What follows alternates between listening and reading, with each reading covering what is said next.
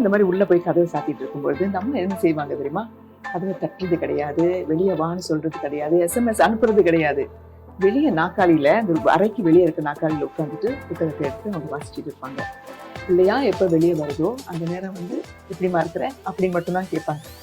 இது நாளடைவில் பழக்கமாக பழக்கமாக அந்த பிள்ளை என்ன செய்ய ஆரம்பிச்சதுன்னா, அம்மா சாப்பிடலாமா, வாங்க போய் சாப்பிடுவோம், அப்புறம் இன்னைக்கு பள்ளியில இது நடந்தது, நாங்க இதெல்லாம் செஞ்சோம் அப்படின்னு சொந்தமாகவே அதனுடைய நடவடிக்கைகள், அதனுடைய எண்ணங்கள், சில சமயம் மனசில் தோன்றியக்கூடிய இருக்கிற கவலைகள் கூட அம்மா கிட்ட சொல்ல ஆரம்பிச்சது. அந்த வார்த்தை பாத்தீங்க இல்லையா, பொறுமை. அந்த பொறுமையை இந்த அம்மா கையாண்டதுனால அந்த 15 வயதினர் அந்த பெண் open up to the mother, திறந்து பேச ஆரம்பிச்சாங்க, மனசளவுல திறந்து பேச ஆரம்பிச்சாங்க. இதுதான் நல்ல ஒரு அனுபவமாக அவங்களுக்கு அமைஞ்சது. அது எல்லாருக்கும் பயனுள்ளதாக அமையுங்கிறது என்னுடைய நம்பிக்கை.